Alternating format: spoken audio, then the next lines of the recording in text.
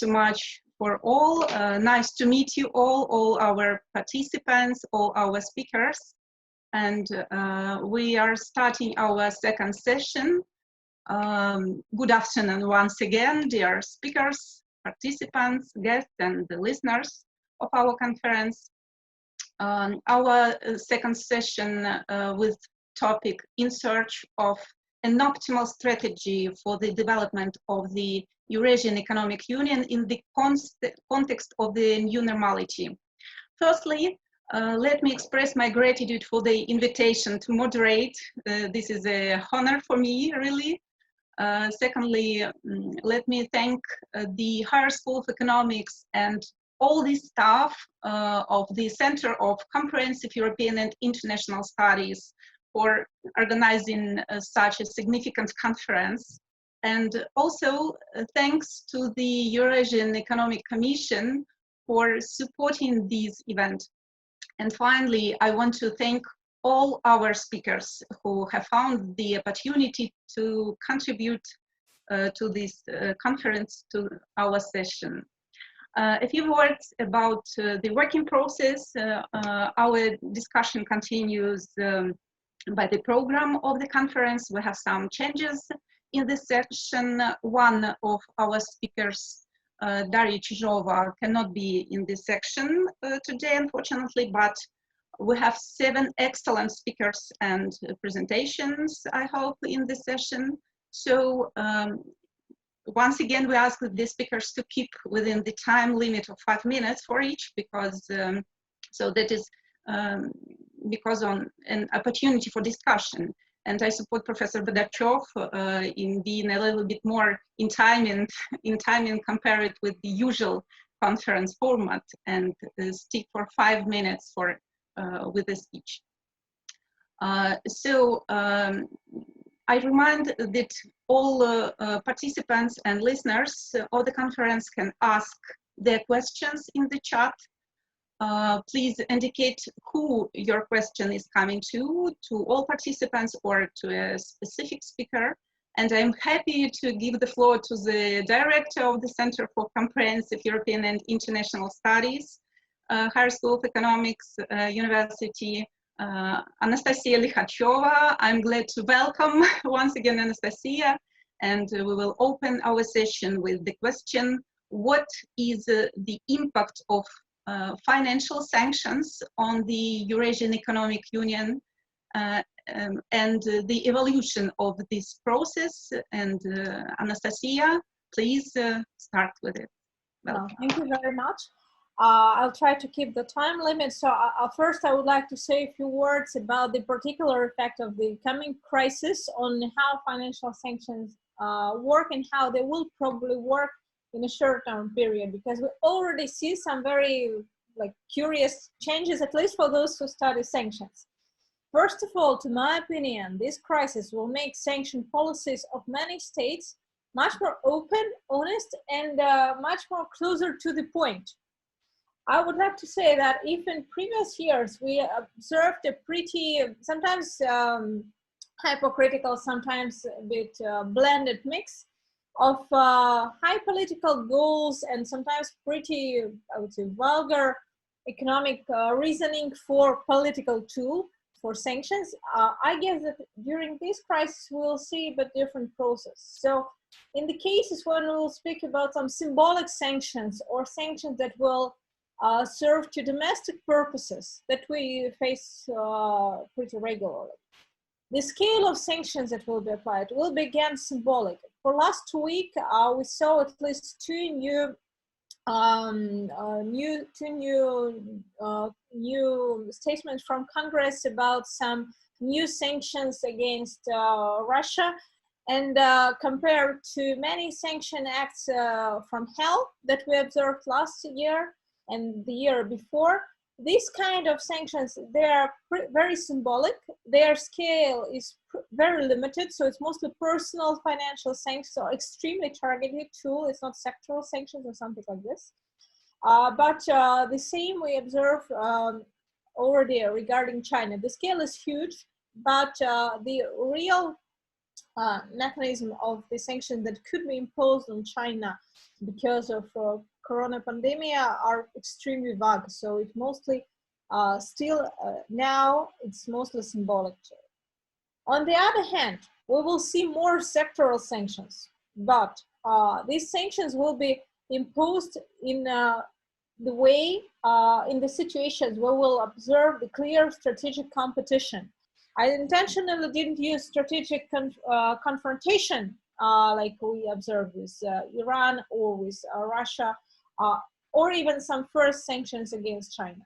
But I think that in several months we'll see more news about new sanction cases against European, new sanction cases from OFAC against European companies, and also to Chinese companies as well, that Ivan Timofeyev already mentioned on the previous section. So sanction policy will be much more diverse than it used to be. On one hand, we'll see sanctions as a politically symbolic tool as it used to be in the 90s. On the other hand, in the other case, it will be a really hard sectoral tool of sectoral and strategic competition between great powers.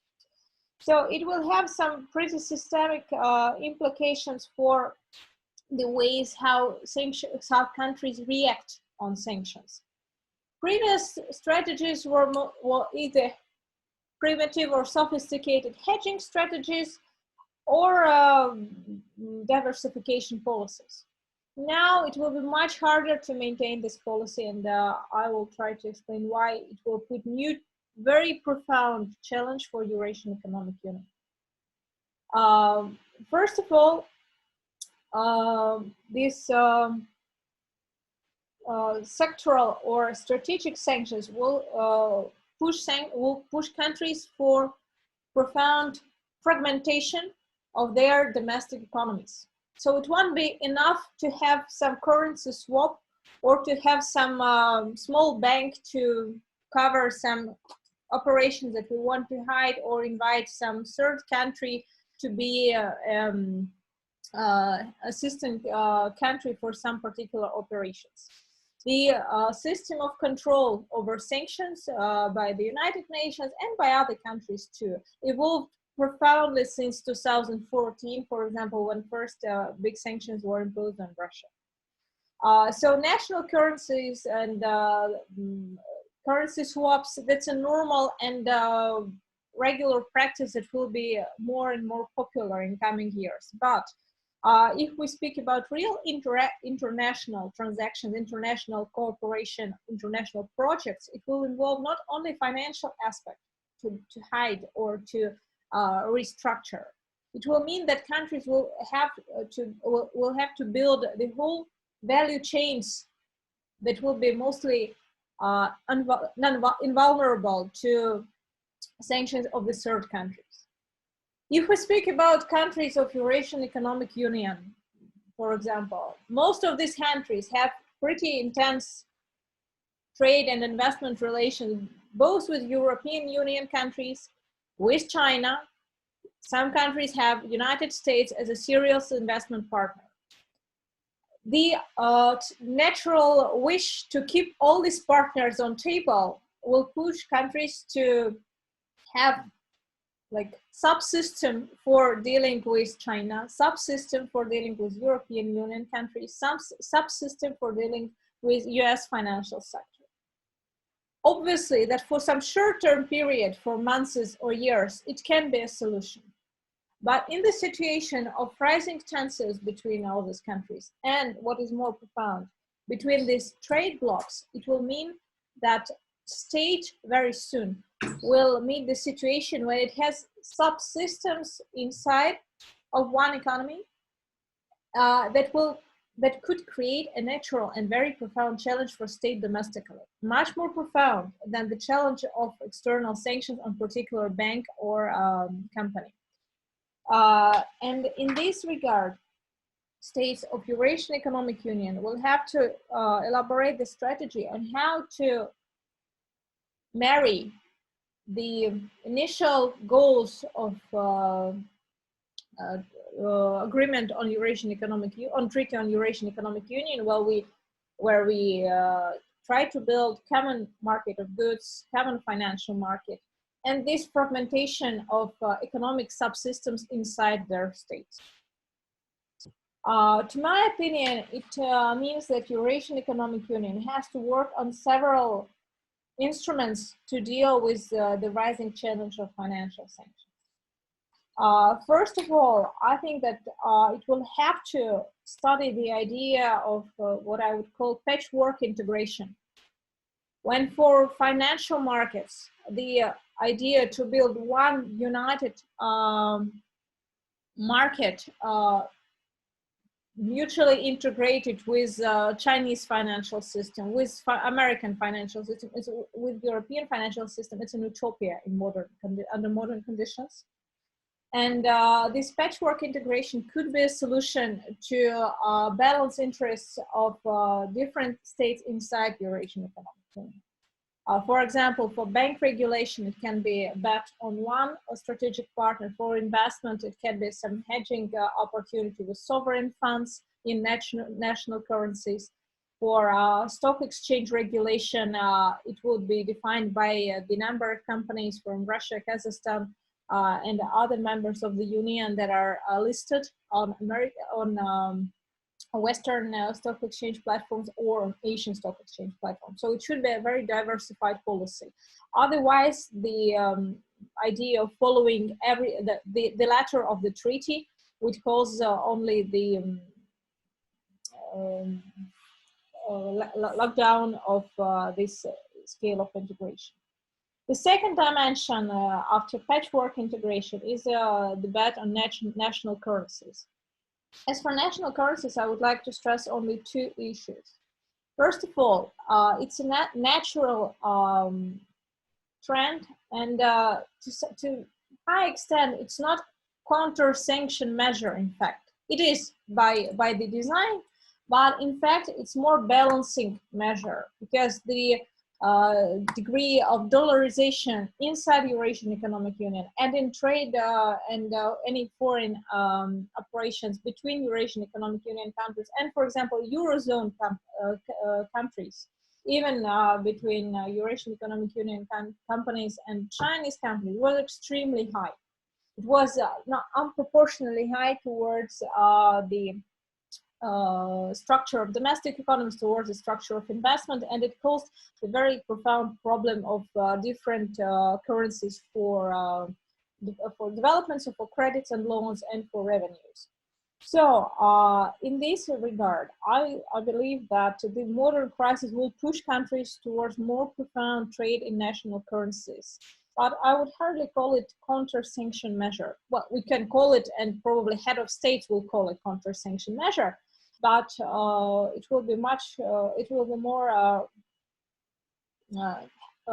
healthier policy towards rising international activity of Eurasian Economic Union. If we speak about intra-union affairs, the one and biggest problem towards domestic currencies is the problem of interest rates and currency risks for ruble.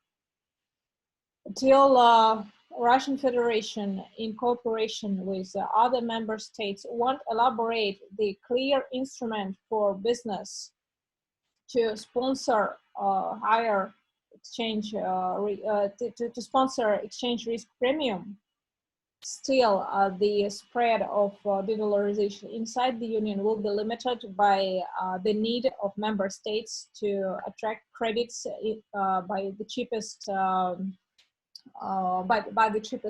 interest rate, and this cheapest interest rate will be in dollars.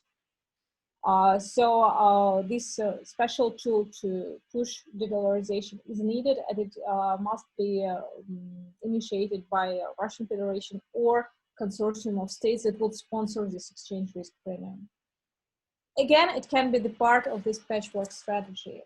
As for other aspects of national currency promotion, again, as an anti-financial sanction tool, I would say that I think that we have to forget the idea that when we do some operations in rubles, It means that OFAC, so Office for Foreign Asset Control, won't see them.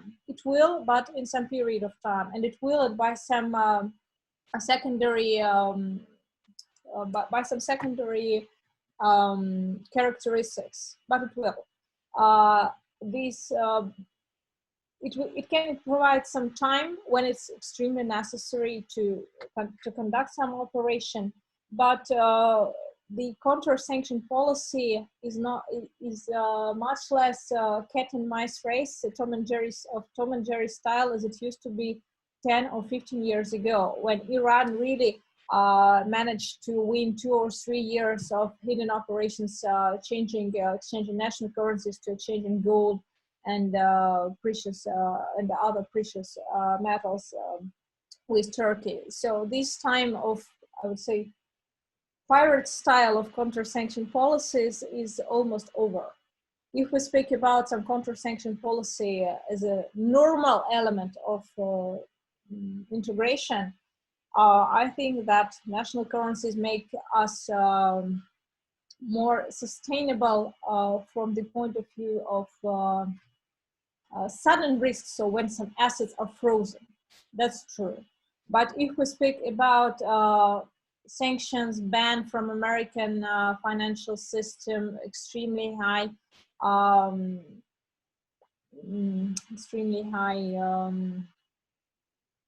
what the word is. When OFAC will push particular companies and banks to pay extremely high fees for violating the US sanction legislation, national currencies is not really a principal tool to manage that kind of risks. So it's good, it's important, but it's important mostly from a strategic point of view and from hedging an extreme risks of frozen assets.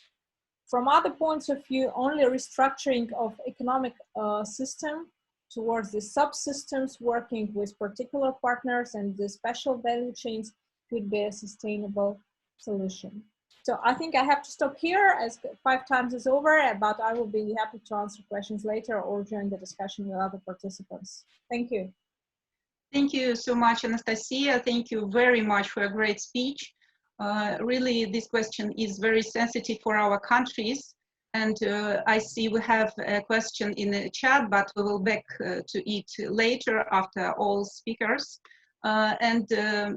Now I'm coming to our speakers from Netherlands. Marena, are you with us?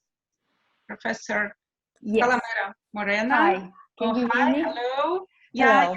Yeah, hearing you very well. So I'm happy to present you, to introduce you, Associate Professor Calamera Morena, lecturer in Russian and Eurasian Studies, University of Leiden, Netherlands.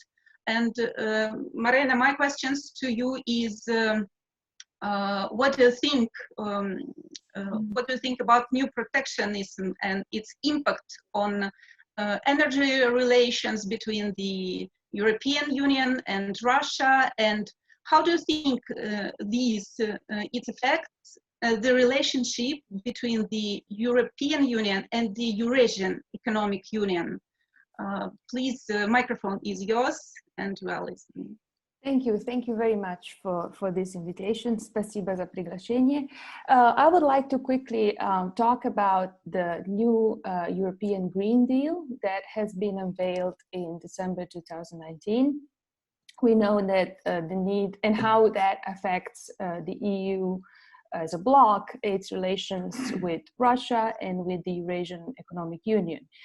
We know that the need for concerted action to tackle climate change is clear, and with the right strategy in place, Europe can boost its own technological innovation and deploy carbon pricing and other fiscal policies, both to protect European labor markets from being undercut by lower cost productions from China and elsewhere, and also to deliver something good for the environment and for humankind, if you wish.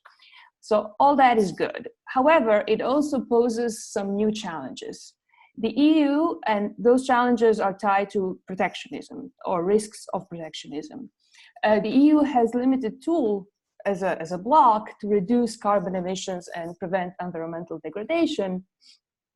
And so it is pushing for those measures overwhelmingly in the broader sense through regulatory measures, as it always does in other realms as well.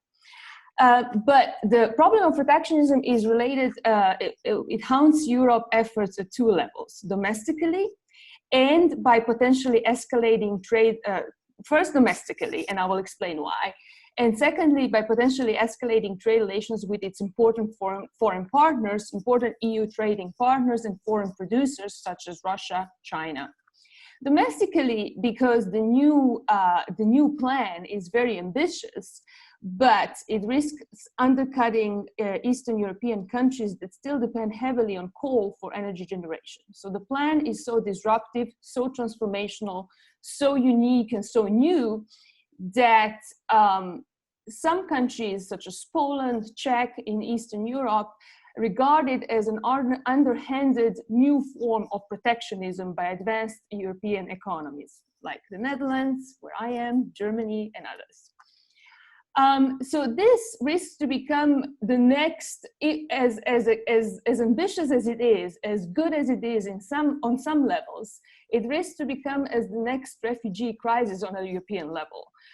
There is a potential risk of this exploding by stirring up old divisions between East and West in Europe and risks mobilizing populist forces and kind of want to rile up their populations either around the East or the West on this particular issue. When it comes to the external threats of protectionism, and that's more relevant to Russia, is the way we are now wanting to kind of organize our trade relations with external partners. Our companies in the EU are complaining that from a business perspective, if we adopt such ambitious measures, our businesses are risk being undercut by imports from countries with low or no taxes on emissions at all. So they risk losing in competitiveness. To solve this problem, we want to introduce a new instrument called carbon border tax, as the EU calls it, to avoid carbon leakage. So this tax scheme is often referred as border carbon adjustment scheme, since it makes up for the difference between domestic carbon taxes, which are more ambitious, higher, and those levied in countries with no taxes at all.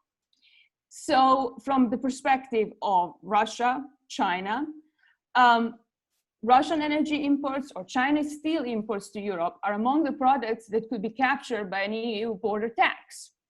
The EU calls it as the first step towards a level playing field. And it says that those measures are not punitive. Rather than punishing experts, the EU would prefer to encourage our trading partners to work with us for a global level playing field for the benefit of us all. But the problem with this is that we still have piecemeal carbon strategy at home. We do not have carbon taxes at home, meaning at the level of the EU, that are universal and binding. We do not have tight emission performance standards at home.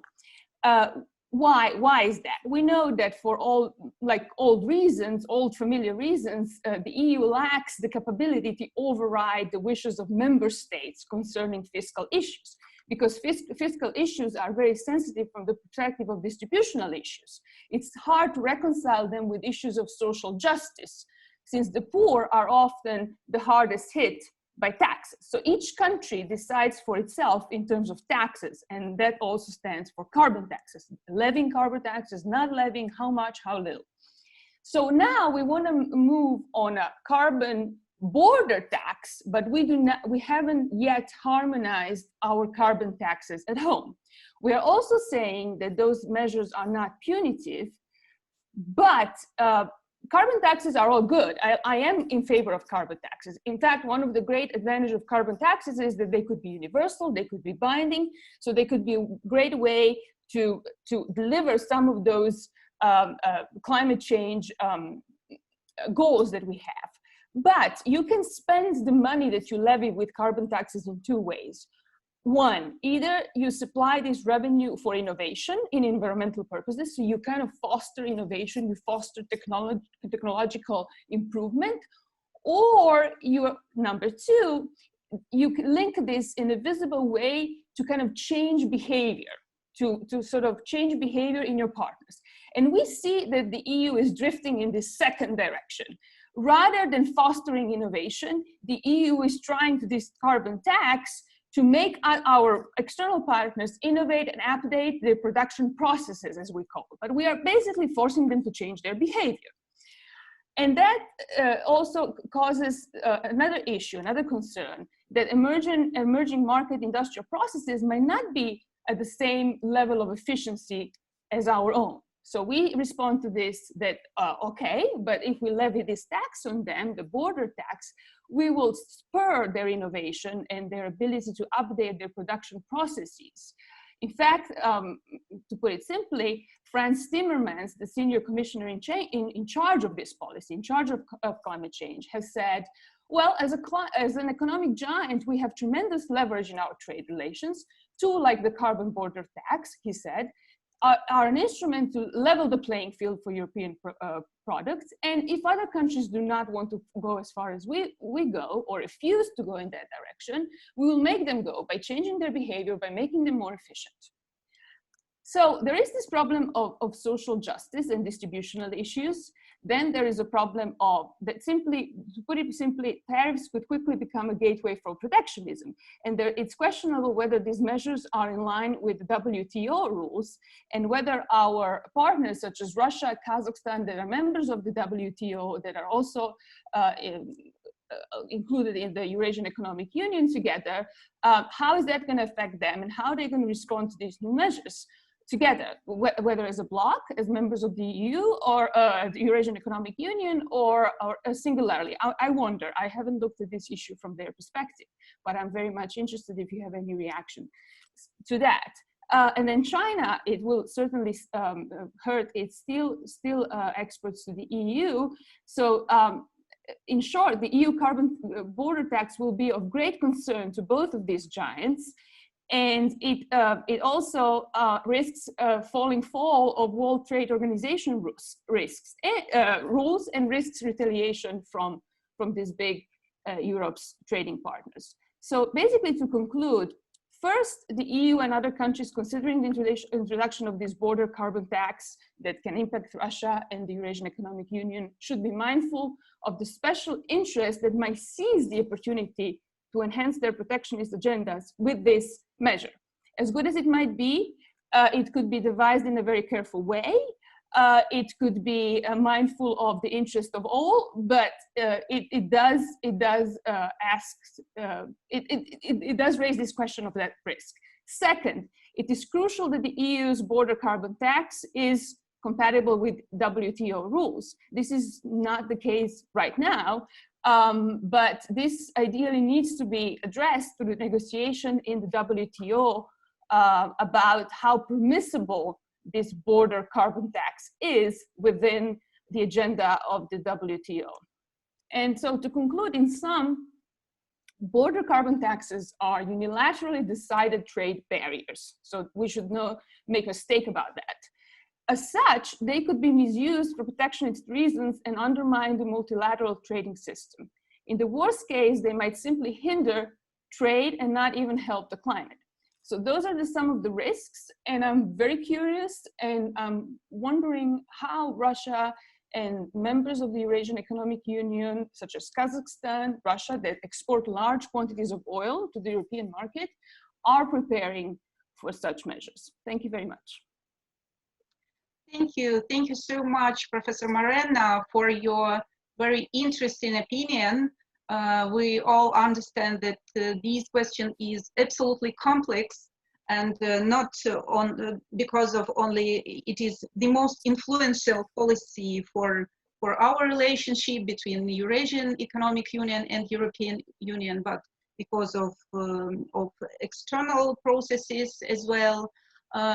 We will back to this topic once again in discussion, of course, and I'm coming to to institutional issue of the session and institutional issue of the Union together with Entin Kirill. Kirill, are you here? Please let us know. Sure. Yeah, great, Kirill. Nice to see you right now. Kirill is a counselor of the Eurasian Economic Union Court. Also, he is head of the Eurasian sector of the Center for Comprehensive European and International Studies. Welcome, Kirill, at our session. And I would like to ask you about measures and mechanisms. What measures and mechanisms are appropriate and should be used, in your opinion, to deal with protectionism? Kirill, please. Thank you very much, Olga, and I'm really happy to see so many participants, friends, and colleagues from all over the world. Well, basically, your question is a very interesting one because, in essence, we were talking a lot about sanctions, but taking into account the fact that the Eurasian Economic Union doesn't have a sanction component, doesn't have a real sanction, any kind of sanction policy. What are indeed the mechanisms that are available? Well, basically, I would say that fighting protectionism is a very complex task, and it could be done both through external and internal mechanisms. External mechanisms, of course, involve striking alliances with third states or other regional organizations. And the second component, of course, is also trying to protect the internal market through various defense mechanisms, such as the anti-dumping policy. Speaking about internal mechanism, we mostly refer to trying to combat the effect of protectionism amongst member states. So basically how to reinforce cohesion between the member states, how to improve the eliminating of barriers to the free movement of goods, people, services, and capital. Well, basically, I would like to focus, of course, on the legal and institutional aspect, and speaking about the possibility for the Eurasian Economic Commission to conclude trade agreements with third countries, such as free trade areas, a policy that the Commission is actively pursuing. We need to note that these agreements also automatically become part of the law of the Eurasian Economic Union, according to Article 6 of the treaty. And according to the very same article, they should not contradict the basic objectives, principles, and rules of the functioning of the Union. Unfortunately, nowadays there is no mechanism that allows to ensure that this provision is fully fulfilled and fully respected. Of course, before concluding an international agreement, the Eurasian Economic Commission performs a complex analysis, but in my view, in the absence of a judicial mechanism, this is clearly not enough. Once we will have enough third agreements, they of course will play a very important part in our dealings with third countries. And so at present there is just no way that the Commission or the member states could ask for an advisory opinion of the court as to whether a planned international agreement is compatible with the Eurasian Treaty. And what is even more troubling is that once such an agreement is concluded and thus becomes binding both for the Eurasian Economic Commission and for the member states, there is once again no mechanism that could ensure that this agreement will be interpreted in the same way. So member states and the Commission once again have the possibility to ask the court for clarification of the provisions of Eurasian Economic Union law. They could ask for a clarification of the Eurasian Economic Union Treaty, of international treaties within the Union. But once again, they don't have this competence, they don't have this possibility to ask for the interpretation of the provisions of a treaty concluded with a third country. And this is troubling because while such an interpretation would, of course, not be binding for the third countries, it would ensure that the Commission and member states are on the same page as to how they understand and as to how they apply the provisions of international treaties.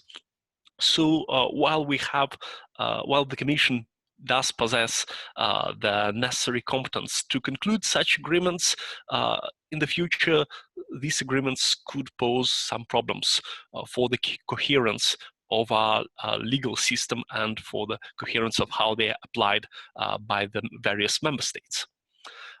Turning, of course, to the internal aspect, to eliminating barriers and ensuring cohesion between the member states, there are, of course, various mechanisms as to how this could improve. The Commission likes to talk a lot about the necessity to have the power to institute infringement procedures against member states. And don't get me wrong, this is a completely great thing, and of course, I for one support the necessity for the Commission to have these powers to basically to not only to adopt binding decisions for the member states, but also ensure through the help of a judicial mechanism that these decisions are applied. However, most of the times, the Commission won't have the possibility to act. The Commission doesn't have the possibility to act on every violation. The Commission physically will never have the possibility to track every obstacle to the free movement. Of course, with these infringement procedures, the most important component of our union, the people, the enterprises, are left completely out of this process. So, of course, in my view, what is the most needed mechanism right now to improve the function of the Eurasian Economic Union and the removal of barriers is the return of the preliminary ruling procedure. The procedure that exists, of course, in the law of the European Union, the procedure that is considered to be the most important procedure by the European Court of Justice, and the procedure that allows a sort of dialogue between national courts when they are applying EU law and the supranational court. The same procedure could be used there because right now there is just no way to know that the judicial authorities in the member states will apply Eurasian Economic Union law, and if they apply Eurasian Economic Union law, to ensure that they do so correctly, that there are no divergences in the case law of the courts of various member states. So to create this mechanism will allow basically companies, will allow people to act as sort of legal vigilantes. They will allow them to act against national barriers and to eliminate them in a swift way without waiting for the Commission to react, without waiting for endless negotiations between the Commission and the member states and then the judicial procedure. So to my mind, this is the most important, not to basically let protectionism affect how member states of the Eurasian Economic Union behave in their relations with each other. Thank you. Okay, thank you so much, Kirill, for your deep contribution. I definitely understand better about competence of the court in the field of external relations and other things. And I would like to remind that all participants can ask their questions in the chat. Now I'm coming to our participant from Kazakhstan, Muhit Ardager. Please, are you with us, Muhit? I'm happy to hear from you. Are you with us, Muhit? I'm not sure, is it okay with connection? Maybe our organizers will help me with it. But in general, Muhit Ardager, Sidek Nazarov he is a director, Institute of Modern Studies, Eurasian National University, Republic of Kazakhstan, and I would like to ask him to share with us his view on how to build interaction with the European Union under sanctions and trade wars, and maybe what kind of cooperative arrangements are necessary to be created by the Eurasian Economic Union in the context of new protectionism. Muhit Ardager? Yes, we are very sorry. Professor Sidek Nazarov wrote the message that he is now in a meeting with his rector, so he is going to join us just a bit later, maybe in the end of the session. So if it's okay, we can switch to the next speaker. Thank you. Yeah, okay. So I'm coming to our participant from Finland. That's a great possibility to have a conversation with Beli Andrei, adjunct professor at the University of Eastern Finland. And Professor Andrei, hear you me? Can you hear me? Is it okay with connection? Right, yeah, everything is fine. Do you hear me? Oh, yeah, great, we are hearing you. Okay, great. So, Professor, could you please share with us what you think about carbon protectionism in the European Union? How will it impact the Eurasian Economic Union, and maybe how will the Union respond to a new challenge in this situation? Well, starting with your last question is quite difficult for me to imagine how the Eurasian Union will react. And regarding your first question, I think Morena quite well described the situation, though I think the elaboration of the carbon tax in the European Union is still a very complex process and is certainly very controversial inside the EU. And the discussion about compatibility between the carbon adjustment taxes and the WTO is still ongoing. And quite interestingly, some conservative forces in the European mainstream, they basically say, look, we don't need carbon adjustment tax for carbon reduction. We need it to protect European industries. Yeah, but that's again one of the elements in the overall picture in the game, because the left or green left would argue the opposite. They say, look, there is no protectionism in case if the product coming from the other states is carbon neutral. Then once we have this situation, what are the implications? The first major implication, if the carbon tax is adopted, is not really affecting the Eurasian Union, but is affecting European Energy Community Treaty, which comprises Western Balkans, Ukraine, Moldova, and Georgia. And in case if carbon tax is implemented within the European Union borders, what do we do? I mean, the European Union, what should the European Union do with the energy community members. To remind, energy community consists in importing, let's say, European Union's model of an internal market. So if it's an internal market in energy, then you shouldn't introduce any trade barriers. Can you then expand the EU carbon tax or adjustment tax to the states? Theoretically, no, as long as they are not member states. Yeah. In case if they do, then there is a direct collapse, basically, of this energy community treaty. In case if they do a favor to energy community treaty states, then they openly enter into contradiction with the WTO. Yeah. Then, what are the implications for the Eurasian Union? Well, first of all, it will all depend on sectors. I don't think there's going to be any implication for the Union as such. Yeah, but there's going to be some sectorial implications. For example,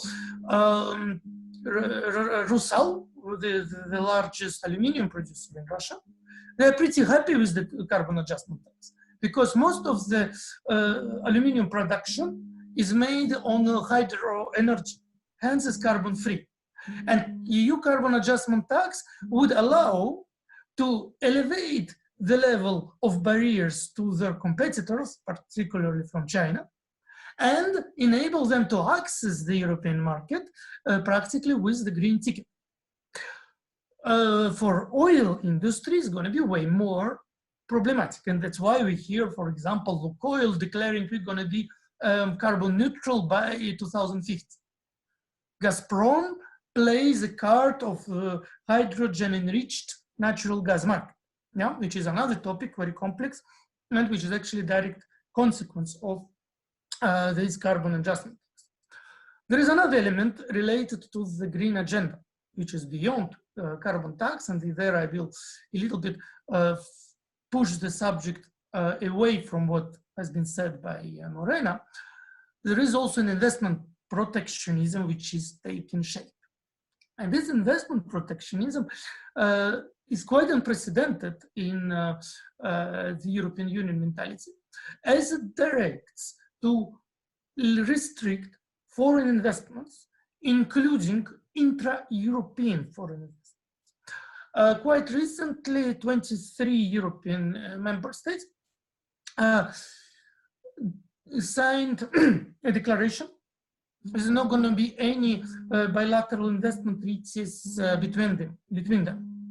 The objective is to harmonize basically the European Union's investment protection level and international protection. Because if, for example, Germany and Czech Republic have a bilateral investment treaty, then is an international level of protection. Yeah. Even more interestingly, the European Union, as far as some of you might know, have engaged in renegotiating the energy charter treaty, especially its investment chapter, by willing to adjust the investment protection to the Green Deal. And that implies, for some, at least, for some political leaders and some state representatives, a need to introduce a discrimination between investments into hydrocarbons and investments into carbon neutral technology. And that you can understand that in case if it goes, and in case if this concept gets an upper hand, then we may see a very strange for a liberal economy creature which would adapt the law to a purpose. Yeah, because there's going to be discrimination on the basis of the carbon neutrality purpose. However, with the energy charter, it's more complicated as there are around 50 member states who are there, including Japan and including Central Asian states who are, by the way, also members of the Eurasian Economic Union. And I will tell that Japan is very consistently against any changes in this direction. Yeah? And it will be interesting to observe whether members of the Energy Charter Treaty who are members of the Eurasian Economic Union, such as Kazakhstan and soon going to be Uzbekistan, and as observer Azerbaijan, would they back the European approach, or would they back the Japanese approach, or would they take a middle ground? Once again, when I say European approach, I'm very careful because there is also a division inside the European Union about. For instance, as I said, 23 member states signed an agreement to annul all their intra-bilateral investment treaties. Then 4 member states are still insisting on them. And for example, I'm following quite well Finland position on this regard, and I can be sure that Finland will not allow any derivation to, let's say, softening the Energy Charter investment protection rules. Yeah, you may also be aware that Finnish state-owned company purchased Uniper, former gas company of Germany, who are now shareholders of Nord Stream 2 and also of some coal power plants in the Netherlands. So they have to consider using the Energy Charter Treaty in order to protect their investments within the European Union. So as you see, it's quite a complex multi-scale discussion, which indeed leads to reshaping the existing international economic organizations, but I would not be univocal. I would not say that, okay, there is a green protectionism, is already there. No, but it's getting shape and the consequences will be visible. That's all. Okay, thank you so much. That's really important things you have said us, and I'm waiting for more questions on this topic. Thank you, Andrei, once again. Now I'm coming to Vyacheslav Sutidin, Editor-in-Chief of Eurasia Expert, Vice Rector for International Relations at the State Academic University for the Humanities. Vyacheslav, what consequence of COVID-19 additionally or in parallel with new protectionism may face the Eurasian Economic Union with? Microphone is yours. We are waiting for Vyacheslav. Hello, dear colleagues. Could you hear me? Yeah, okay. I'm hear you. Okay. Thank you, dear Olga, for giving me the floor and for having me here. And I would like to concentrate on geopolitical and geoeconomic consequences of the current situation and in the context of pandemic also. I think that as a result of the current trends, the competition in the Eurasian region will intensify because the crisis will show the weaknesses of small and middle players in the region who would need external support. So I think the trend of protectionism would be challenged by the need of more regional integration in order to support economic growth. And more countries would face with the need to prolong pending loans. And China, as we know, is a major creditor in Central Asia, and it could purchase or take control of some assets in those countries in order to forgive those debts or restructure them. And the risk is that it could lead to protests by local populations, as has already happened in Kyrgyzstan and Tajikistan in recent years. And if China decides to protect its assets in Central Asia, including with the police forces, it could create new tensions in the region. Hence, I think it is important to approach those matters carefully and cautiously, and to restructure those debts where possible without taking advantage of temporary weaknesses of some countries in the region. I think it is in the common interest. Also, due to heightened tensions, the USA could view the post-Soviet space or the Eurasian region in broader terms. In terms of containment of China and Russia, actually, some experts have been calling for a few years already upon Washington to use the region to bring China against Russia. Of course, this is a wishful thinking, and Washington is currently limiting its footprint in the region. But there is possibility of interference in some countries, especially in case of internal conflicts within local elites, in order to use those conflicts against China and Russia. So, what is to be done in this situation? I would like to point out 3 possible steps in the short to middle term. First of all, the continuation of integration within the Eurasian Union Treaty is desirable, and actually it is needed by most of the member states. And I think what is important is to include in the treaty the so-called social or humanitarian dimension of the Union, as well as development of export promotion policies outside the Union, and including signing of new free trade areas. And I think that Eurasian Union could provide a platform for collective bargaining with the external actors in times of crisis. And I think this collective bargaining potential could be very relevant in the coming few years. We see now that nowadays that states are mostly consumed with the internal matters, and it is understandable in the short term coping with the consequences of the pandemic and generally economic crisis. But we also need demonstration of solidarity and the leadership from major powers in Eurasia in order to keep the region stable.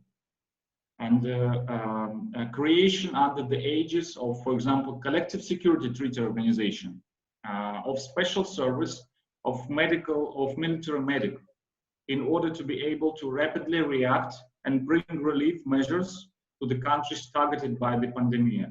I think it is quite relevant.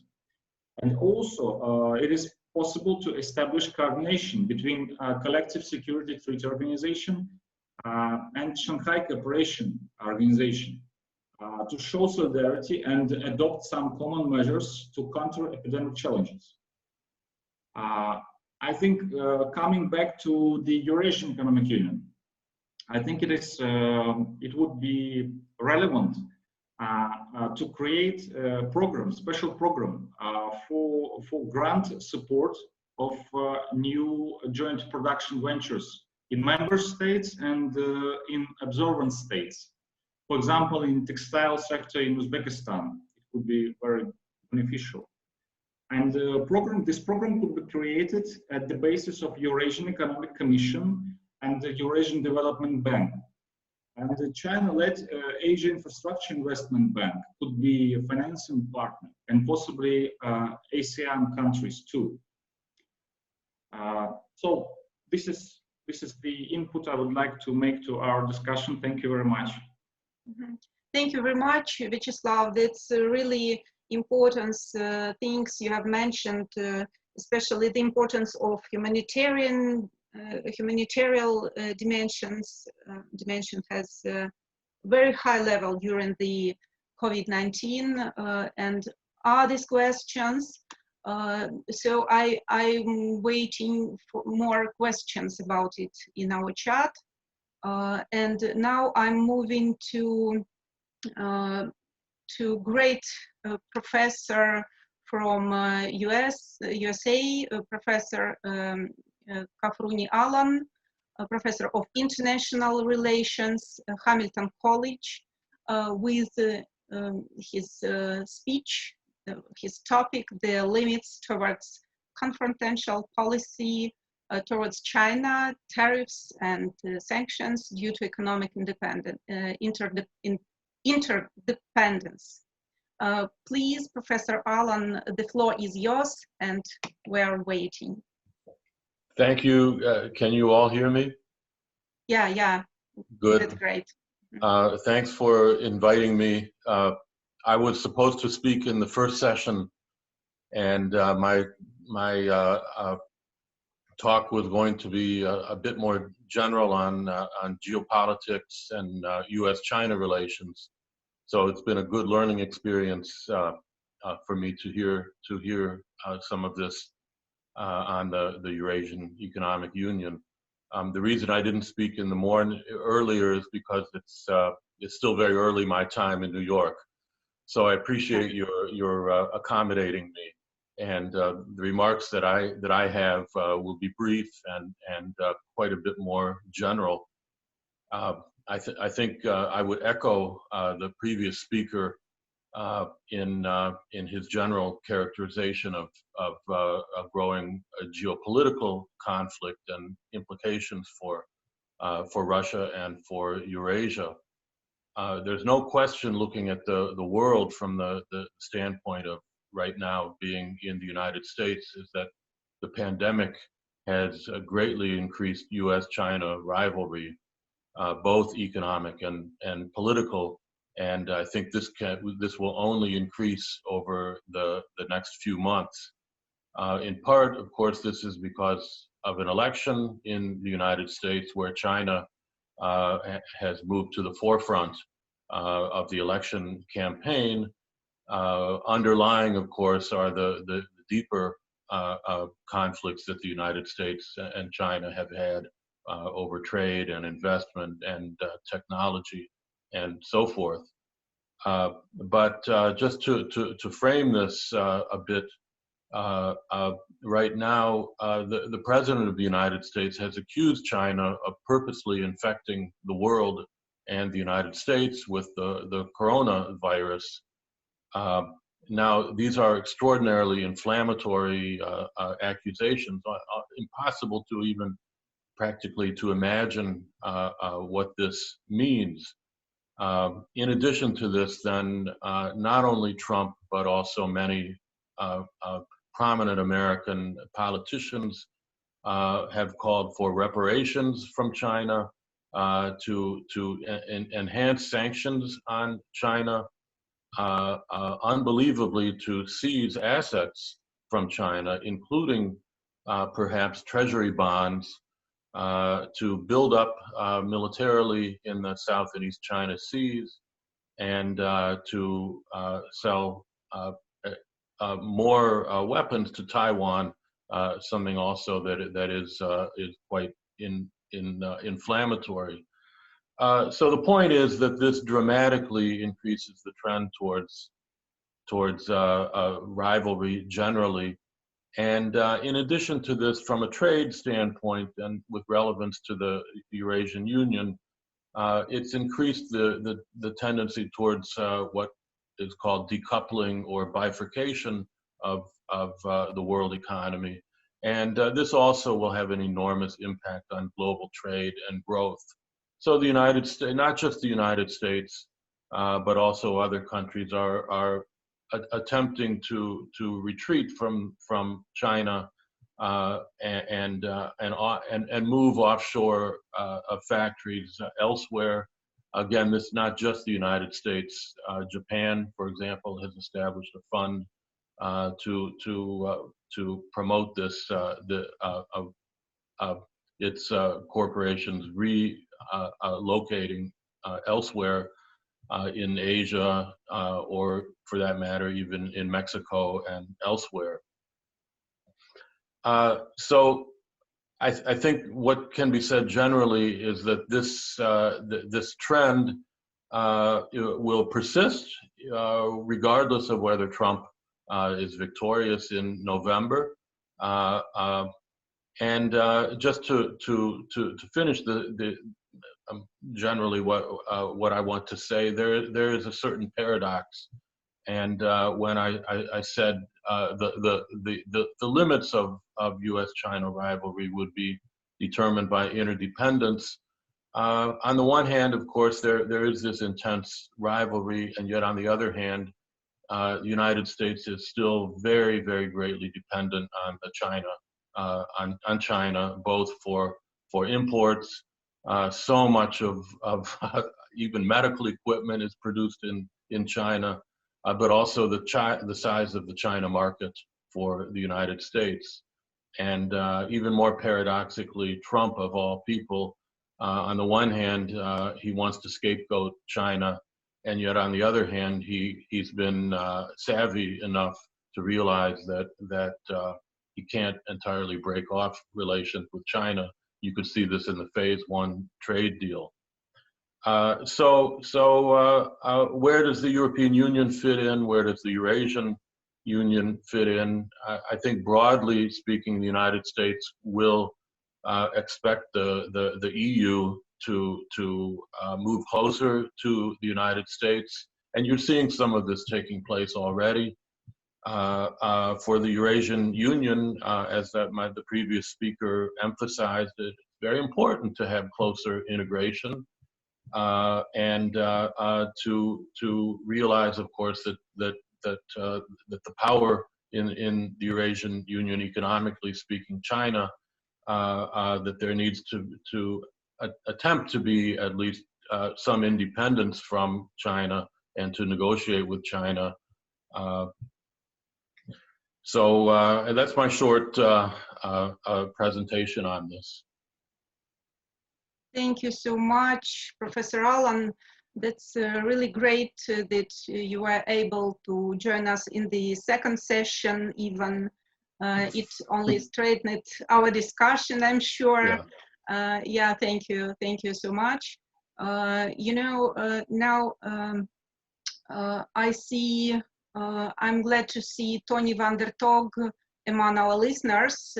He is a senior research fellow at the Klingendal Institute, the Netherlands, and he asked me to give him the floor for some comments on our session. Just few comments on European Union and Eurasian Economic Union. Now, please, Tony, you're welcome, and the floor is yours now for some minutes before we are starting with answer questions.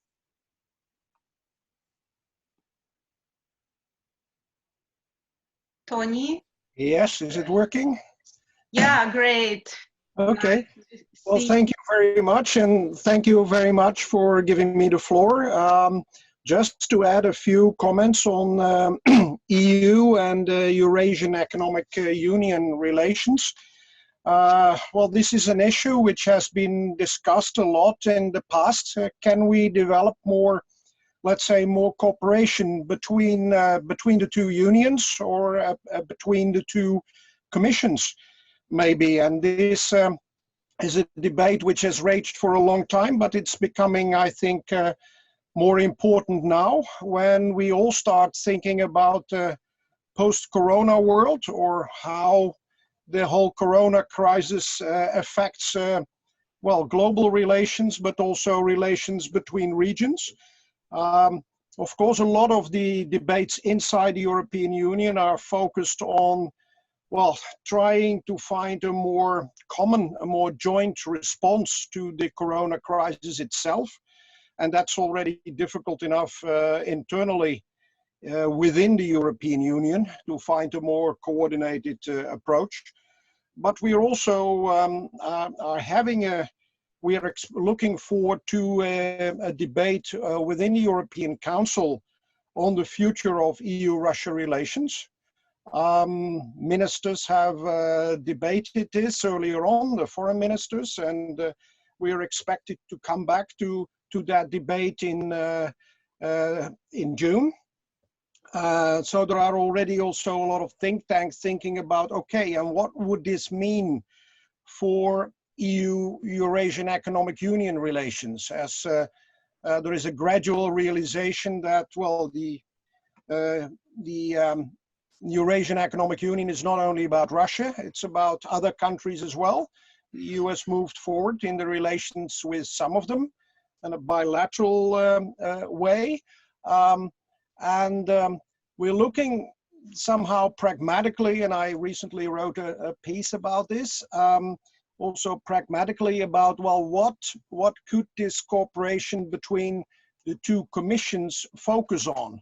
And then we are looking at well, standards, norms and standards, technical norms and standards, but which are very important for all of our companies. Basically, it's the kind of, well, non-tariff trade elements which you want to avoid.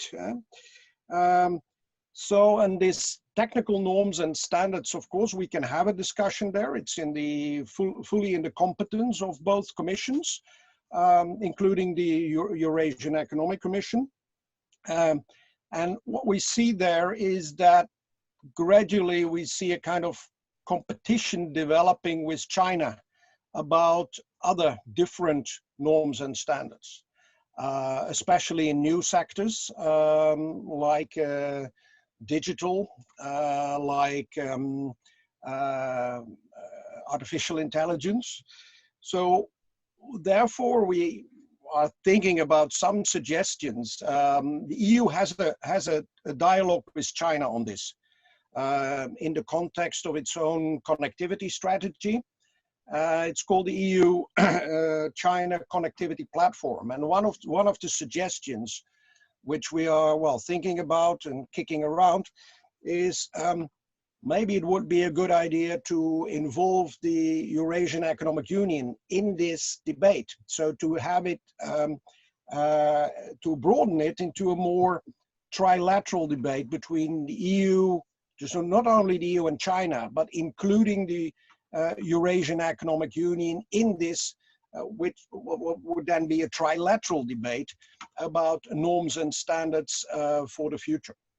So this is just one of the ideas which we are thinking about just in a very pragmatic way, which could be to the advantage of all of our companies, and which, starting with Central Asia, but this is broader, could lead to forms of trilateral cooperation,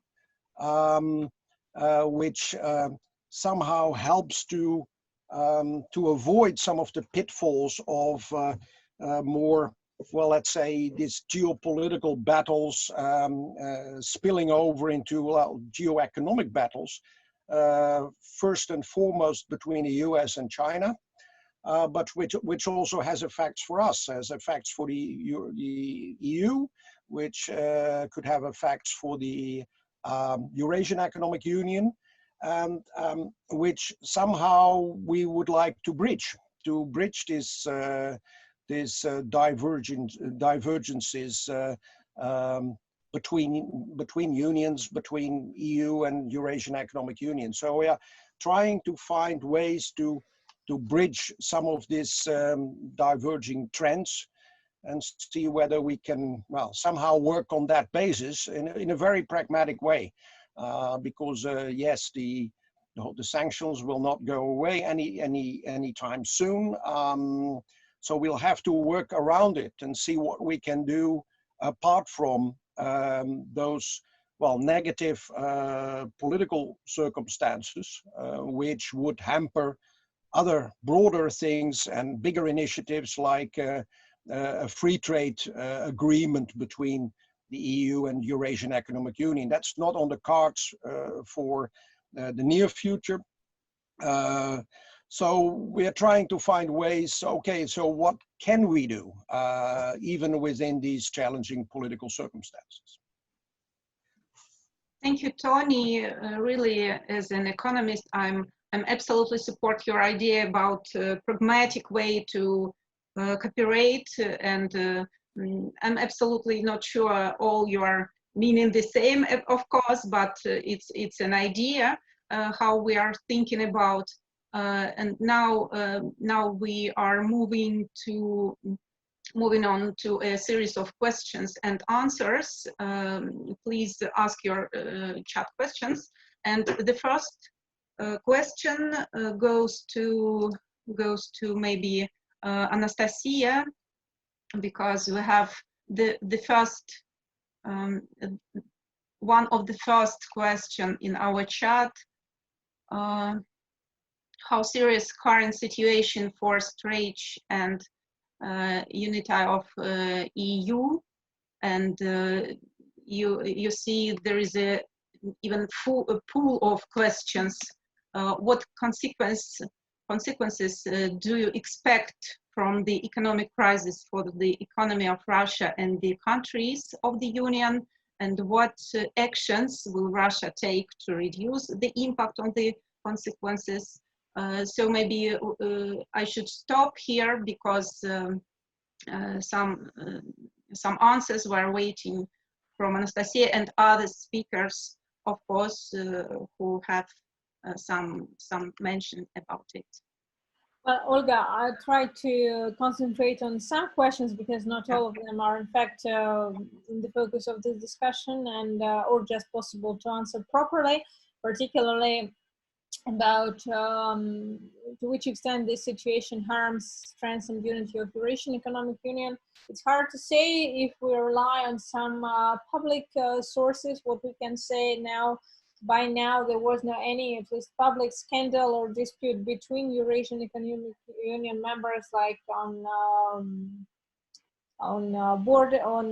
some issues regarding concrete measures to deal with coronavirus. Instead of it, we see that all institutions meet much more often than they usually do, including Intergovernmental Council and the Major Council. So there is a dialogue, there is a joint communique of member states. So we see the dialogue instead of disputes in terms of coronavirus measures. As for measures to support the economy, it's too early to speak. Even in Russia, we know that the plan for economic recovery should be prepared to discuss by June, 1st of June.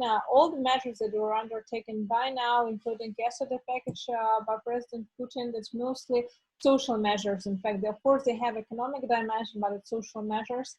And I don't think that it really fits to the discussion, but I would like to focus on the question on sanctions briefly. By now, we made a research and we hope to publish it soon. The major impact on Eurasian integration, not particularly on GDP of different member states, came from financial sector. Not because of particular harm on Russian GDP. It's very hard to measure. We can rely only on pretty broad evaluations from 1.5 to 1.8% of GDP for the first year, and then about 1.1% of GDP annually. But it's very hard to say up to the gram on the effects because of devaluation and dancing oil prices now again. But as for financial sector, it clearly led to less integration in Eurasian Economic Union in terms of finance, because some Russian banks that used to be presented in Armenia or other countries had to were pushed to restructure their ownership of assets. Some assets were restructured just in a way to hedge sanction risks. So from formal point of view, from statistical point of view, we see a direct effect on financial integration because of targeted sanctions in general.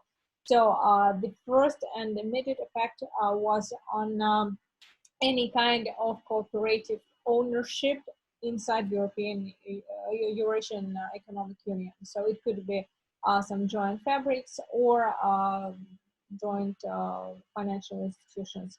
That was by now the most remarkable effect of sanctions.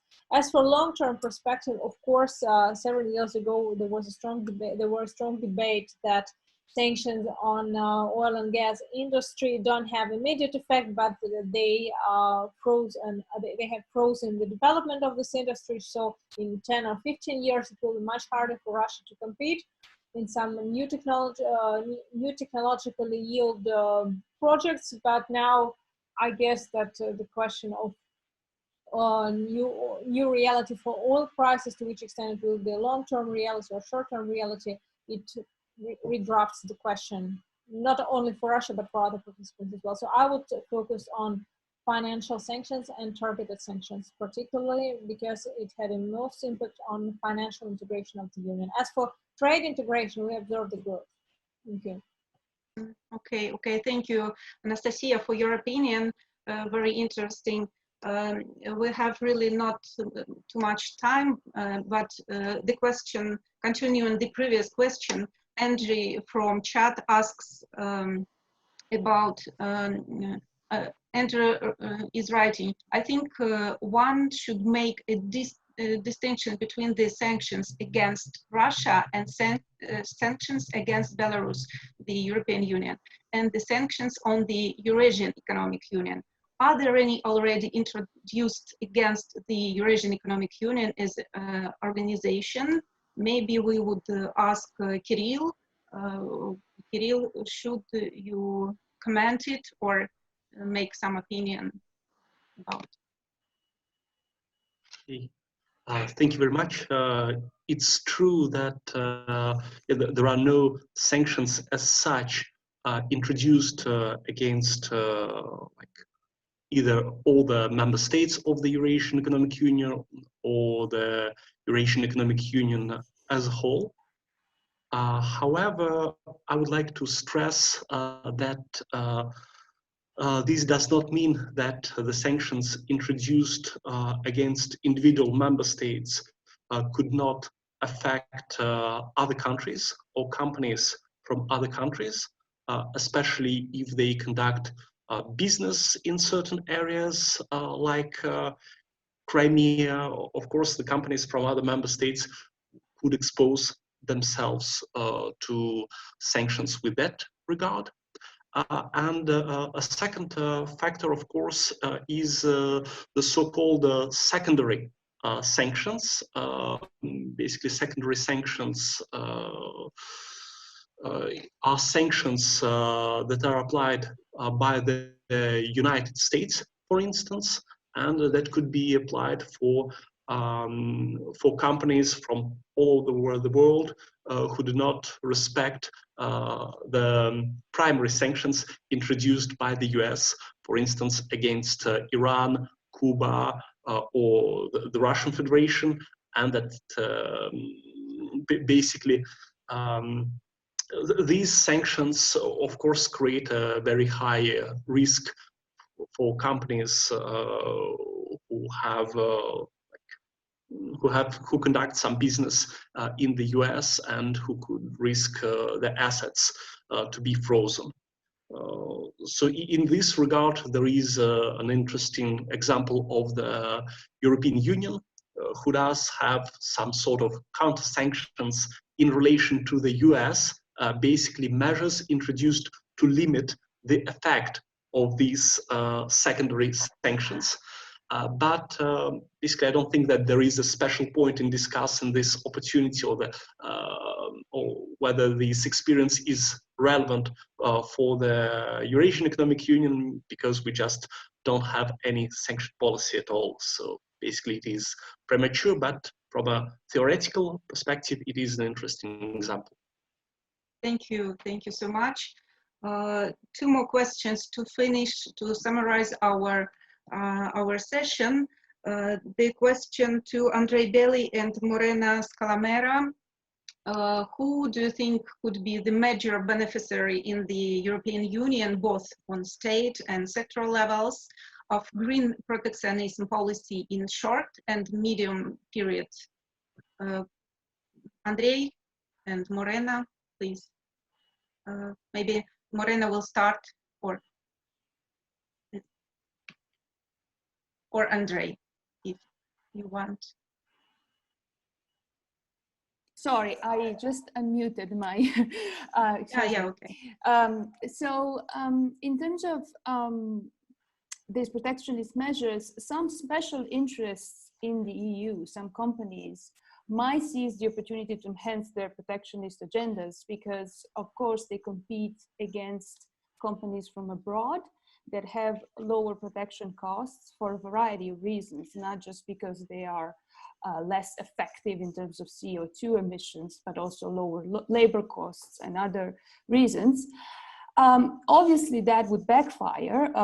Such carbon border tax would risk exposing European companies for a sort of tit-for-tat protectionism from abroad, and by doing so, it could risk inflaming global trade tensions. But in a short run, in a short term, some companies, some special interests within the EU might win some gains. Maybe that would be kind of the first winner. And then secondly, kind of an unlikely potential winner could be specialized agencies within the EU itself, because putting a fair carbon price on the import would be immensely complex. So if we are trying to design such a carbon import tax, the EU would have to make an assessment not just of the total carbon footprint of each single product and imported good that comes to the EU, but it would also have to make an assessment at which stage of the international supply chain the emissions were created.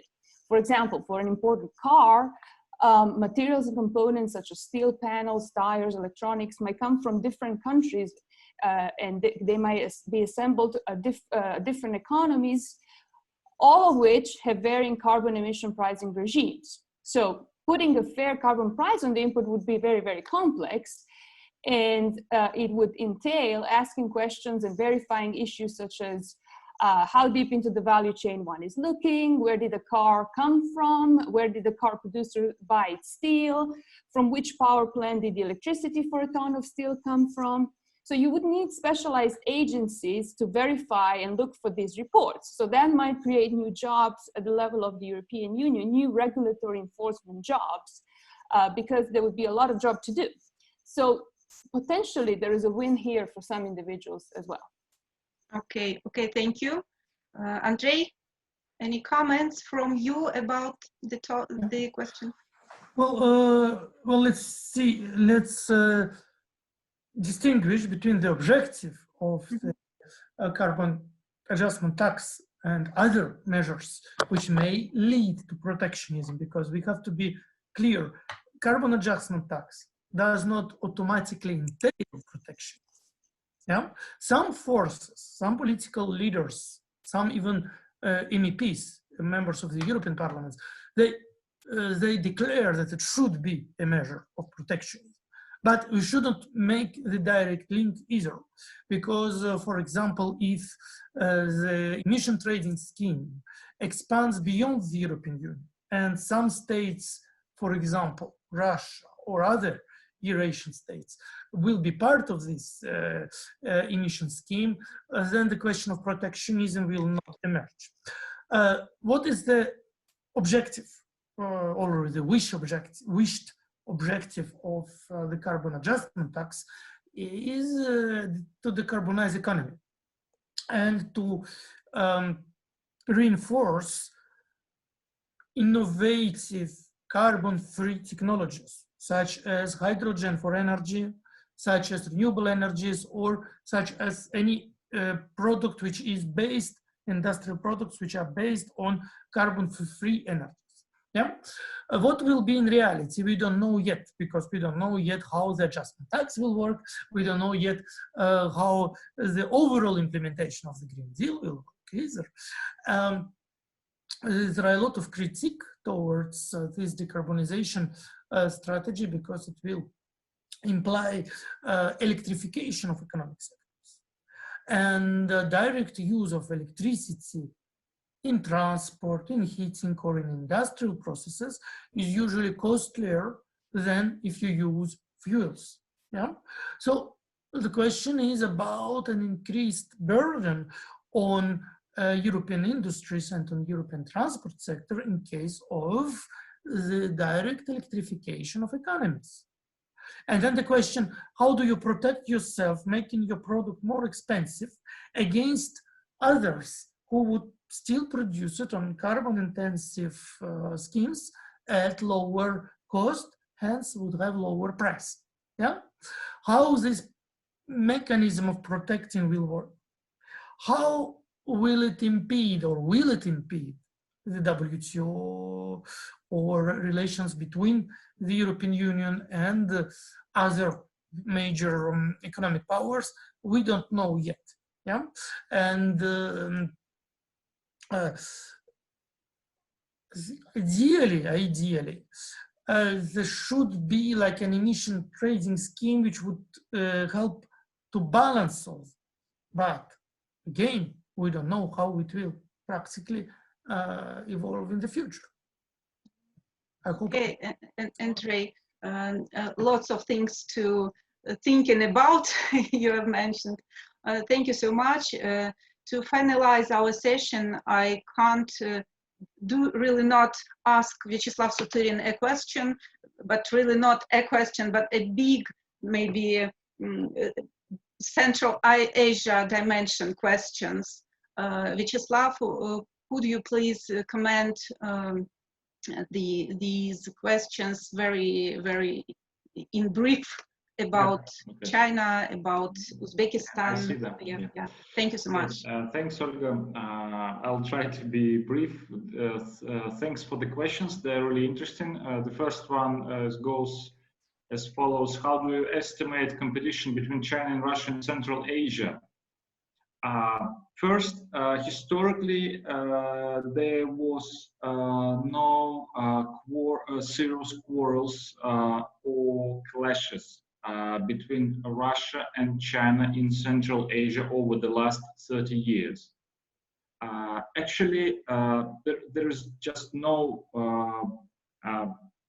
historical basis to support the hypothesis that China and Russia are destined to competition in Central Asia.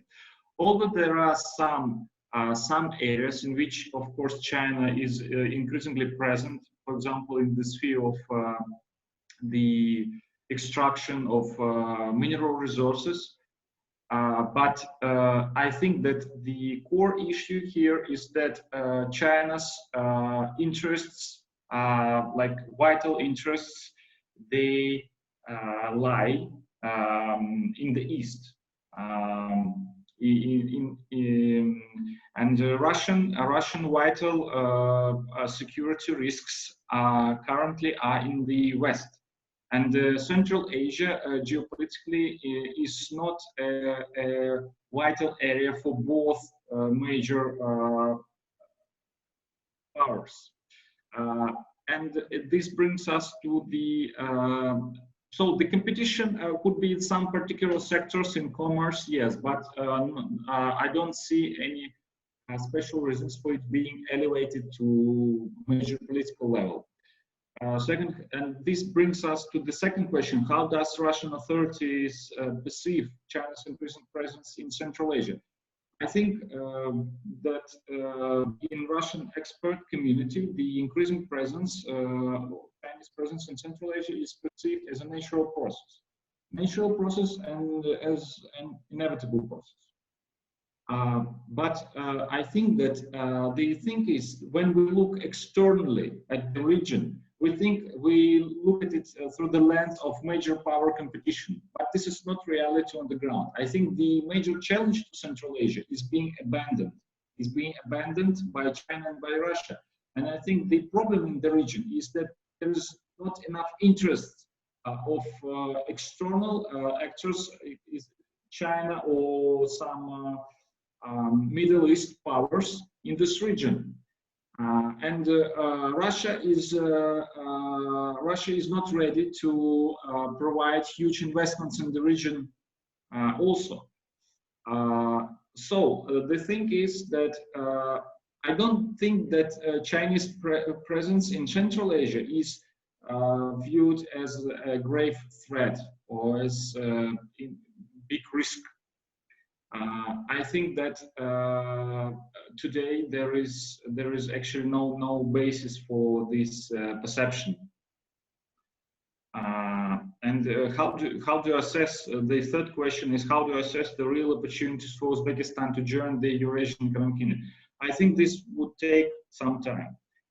It won't be a swift process. They are now joining as an observant state. And I think there are some very prolonged negotiations ahead. because for Uzbekistan,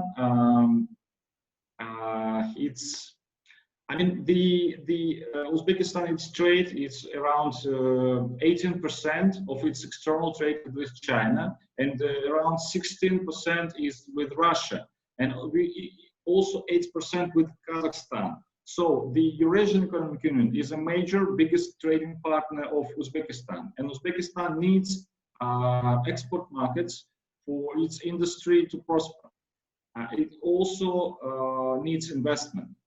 And generally, if we try to assess the influence of China, Russia, and Central Asia, we should take into account not just numbers of foreign trade, but also the labor migration. For example, there are, according to expert estimates, around 3 million of Uzbek citizens who are currently working in Russia.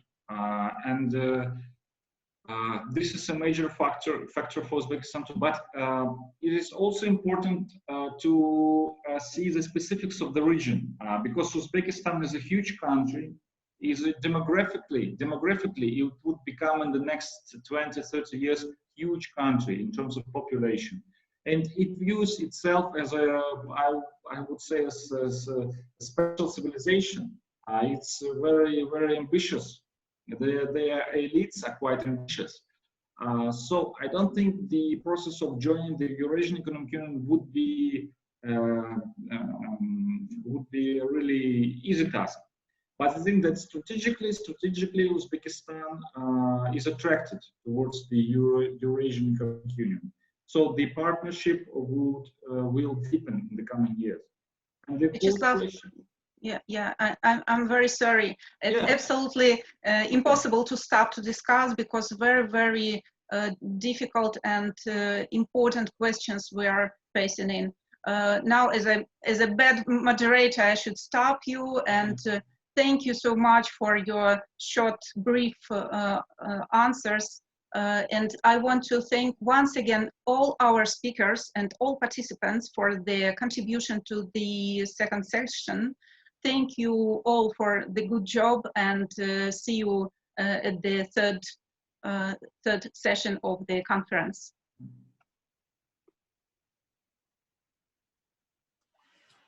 So